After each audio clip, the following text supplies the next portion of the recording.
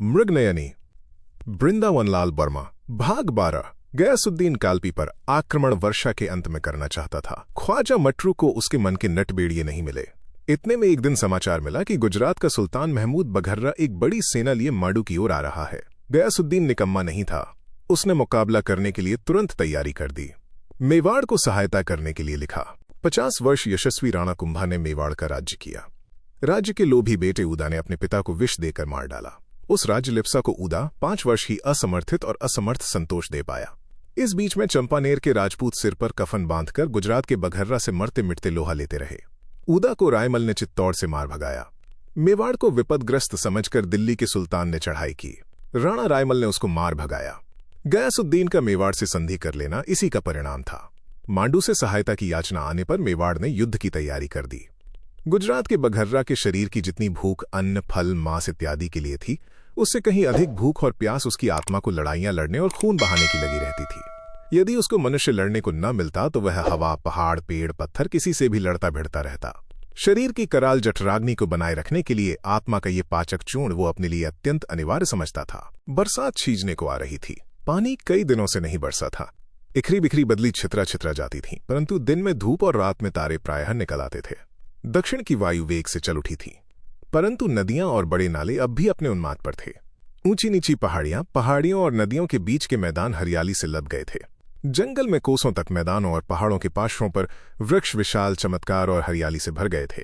पहाड़ों की चोटियों के किनारे किनारे लहलहाते वृक्षों के पंक्तिबद्ध समूह कंगूरों पर नाचते हुए मोरों जैसे प्रतीत होते थे। उन पर इधर से उधर उड़ते हुए सुओं तोतों की पातें हरियाली की होड़ सी लगाती थीं। सुओं की लाल चौंचें उन पेड़ों पर उड़ते हुए लाल छींटे से जान पड़ते थे।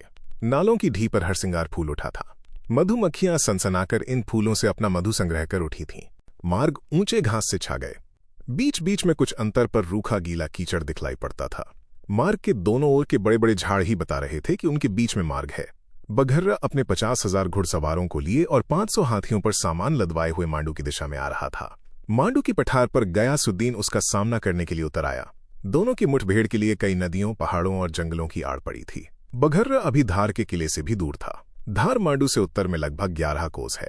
बघर्रा धार पर आक्रमण न करके धार और मांडू के बीच की दिशा में आ रहा था। एक जगह मार्ग लुप्त प्रायः हो गया था। मार्गदर्शक भ्रम में पड़ गए। संध्या होने में विलंब था, परंतु थोड़ी ही दूर पर बाढ़ में बल खाती हुई एक चौड़ी नदी भी पार करने को पड़ी थी। मार्ग खोजने वाला दल सेना के सामने से इधर उधर फैल गया। थोड़ी दूर जंगल में उनको धुआं दिखलाई पड़ा। खोजने वाले धुएं के पास सतर्कता के साथ पहुंचे।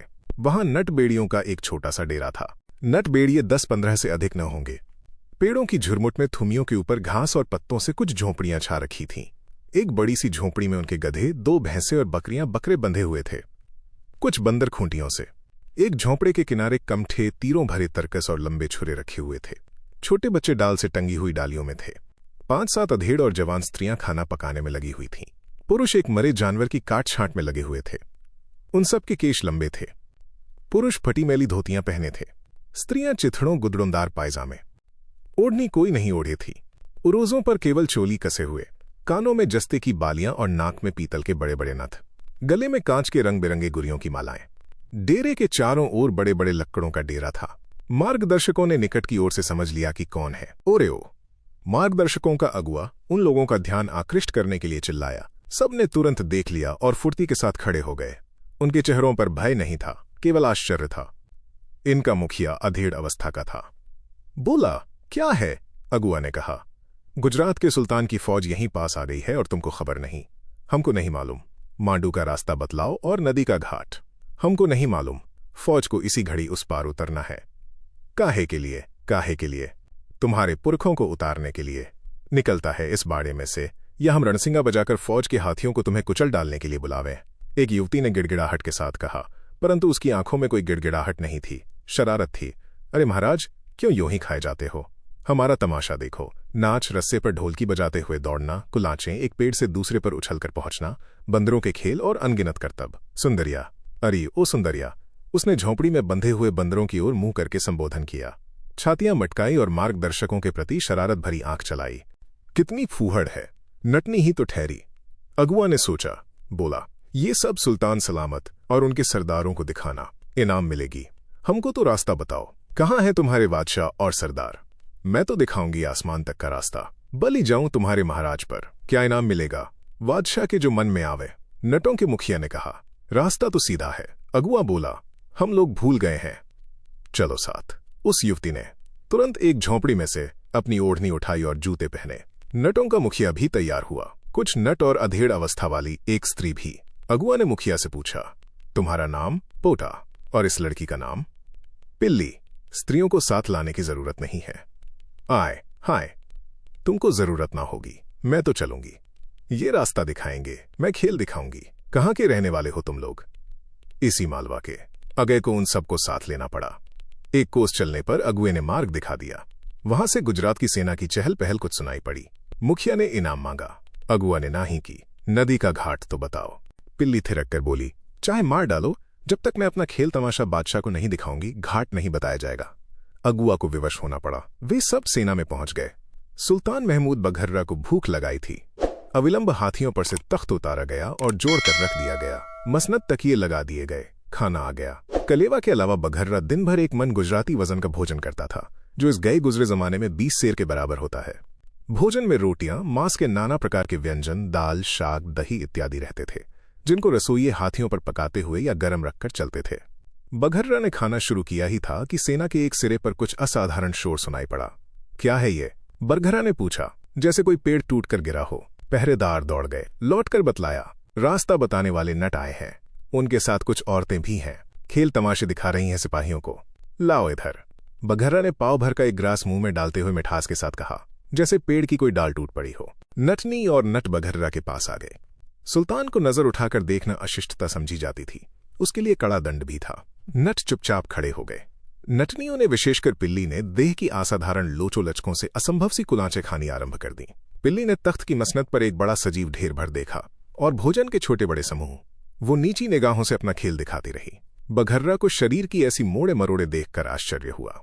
कुछ क्षण के लिए भोजन के ढेरों को कम करने से हाथ रुक गया। बहुत खूब। बघर्रा के मुंह से निकला जैसे किसी पहाड़ पर से चट्टान टूटकर लुढ़की हो। नट कांप गए। पिल्ली की सिट्टी भूल गई। वो अदब के साथ खड़ी होकर नीचे से ही सुल्तान को भांपने लगी। उस शरीर, दाढ़ी और मूंछ को देखकर उसके रोंगटे खड़े हो गए। सुल्तान ने पाव पाव भर के ग्रासों से भोजन करना जारी कर दिया। एक ग्रास को चबाते चबाते बघर्रा बोला, कहाँ रहती हो? पिल्ली के कानों को प्रतीत हुआ जैसे किसी बड़े भरे हौज में भैंसा कूदा हो। बारीक स्वर में बोली, सरकार, माड़ के पास एक जंगल के रहने वाले हैं हम लोग। कहाँ जा रहे हो तुम लोग? जैसे कोई चट्टान फटी हो। सरकार, मेवाड़ की तरफ। क्यों? जैसे लोहे के दो गोले आपस में टकरा गए हों। वहां के राणा जी और सरदारों को अपने खेल दिखाने के लिए। यहां से कब चल दोगे तुम लोग? 2-3 दिन में। बादल साफ हुआ नहीं कि चल पड़े। कौन लोग हो? हिंदू और मुसलमान दोनों। ये कैसे है? सरकार, हम खुदा और भगवान दोनों को मानते हैं और सब जानवरों का मांस खाते। तौबा तौबा। मेवाड़ का राणा जी कहाँ है? चित्तौड़ में होंगे महाराज। चित्तौड़ में नहीं है, मुझसे जूझ मरने को आ रहा है। यहां से 40-50 कोस की दूरी पर है। मांडू के सुल्तान को खत्म करके आता हूं उस पर भी। कह देना कि चंपानेर का जो हाल किया वही उसका भी करूंगा। जो हुक्म सरकार। कसम खाओ, खुदा की कसम। भगवान की भी खाओ। कसम भगवान और खुदा की। नट हाथ बांधकर इनाम के लिए झुक गए। रास्ता और घाट दिखाओ, इनाम मिलेगा। बघर्रा ने कहा, मानो मोटी भीगी दरी को किसी ने फाड़ा हो। वे लोग चले गए। खाना खाने के बाद सुल्तान बघर्रा सेना सहित चल पड़ा। नटों के बताए हुए घाट से सांझ होते होते वो नदी के पार हो गया और रात के लिए जंगल को अपना शिविर बना लिया। सवेरा होते ही नटों ने अपना डेरा उखाड़ा और तेजी के साथ कतराते हुए मागों से मांड की दिशा में चल दिए। बघर्रा के जासूसों ने दूसरे दिन समाचार दिया कि बिलोचियों ने गुजरात के उत्तर में 1 लाख की संख्या में सिद्ध से घुसकर लूटमार उपद्रव मचा दिया है। उसने तुरंत लौट पड़ने का निश्चय किया। मांडू के सुल्तान और 2 देहाती छोकरियों के पीछे न पड़कर बिलोचियों को पहले कुचल डालना जरूरी है। मांडू को फिर देखा जाएगा, उसने सोचा। महमूद बघर्रा बीच से ही लौट पड़ा और अहमदाबाद न जाकर गुजरात के उत्तर की ओर चल दिया। बिलोचियों को बेतरह खदेड़ा। सिंध प्रदेश के उत्तर में सिंध नदी के किनारे बिलोची कुछ जमकर लड़े, परंतु हरा दिए गए और बड़ी संख्या में मारे गए। वहां बघर्रा को विदित हुआ कि जूनागढ़ के दक्षिणवर्ती ड्यू टापू पर पुर्तगालियों ने लड़ाई के जहाजों को बड़ी संख्या में जमा किया है और एक बड़ी सेना उतारकर गुजरात में घुसने वाले हैं। मांडू के आक्रमण को अनिश्चित काल के लिए स्थगित कर वो पुर्तगालियों का सामना करने के लिए सिंध से सीधा गुजरात चला आया। पोटा के वर्ग के नट मांडू के जंगलों में आ छिपे। वर्षा के अंत तक वहीं बने रहे। उस डरावने सुल्तान और प्रचंड राणा जी के झंझट में वे नहीं पड़ना चाहते थे। शंका करते थे सुल्तान अब आया और तब आया, परंतु न सुल्तान आया और न राणा जी आए। गयासुद्दीन को राणा रायमल के वापस चले जाने का समाचार अविलंब मिल गया था। वो चाहता था कि मेवाड़ के राजपूत पहले जूझ जाएं, फिर बघर्रा से टक्कर लूं। ऐसा न हुआ। उसने अपने मन को बहकाया। राणा असल में लड़ना नहीं चाहते थे। सोचते होंगे मैं और सुल्तान महमूद कट मरे, फिर मौके का फायदा उठाएं, मैं भी समझ लूंगा। परिस्थिति को निरापद देखकर ख्वाजा मटरू ने पोटा के दल का पता लगा दिया। उसको बुलाकर कहा, सुना है तुम बहुत होशियार हो, क्या काम है हुजूर? उसने विनय की। मटरू ने राय ग्राम की उन दोनों लड़कियों का परिचय दिया। क्या करना है ये भी बतलाया। बोला, अगर तुम उन दोनों को किसी भी तरकीब से मांड या हमारे इलाके में लिवा लाओ तो मुंह मांगा इनाम पाओगे। तुमको खर्चे और अटक भीड़ के लिए कुछ टके दे दिए जाएंगे। काम कर लाओगे तो सोना चांदी से पूर दिए जाओगे। रहने के लिए मांडू में एक आलीशान मकान दे दिया जाएगा। तुम्हारे सारे साथियों को भी बहुत इनाम मिलेगा। उसने कहा, हम लोगों को मकान नहीं चाहिए, हमको एक ही ठौर जमकर रहने की हमारे धर्म में मनाही है। हमको कसम है, हम आपके हुक्म को पालने का उपाय करेंगे, पूरा उपाय। कुछ जादू टोना जानते हो? जादू टोना नहीं जानते तो जंगलों के सांप, बिच्छू, नाहर, तेंदुए कैसे काबू में कर लेते हैं। अच्छा जाओ, करो काम। तुमको आज कुछ गहने, कपड़े और काफी पेश की रकम मिल जाएगी। पोटा सामान लेकर चला गया।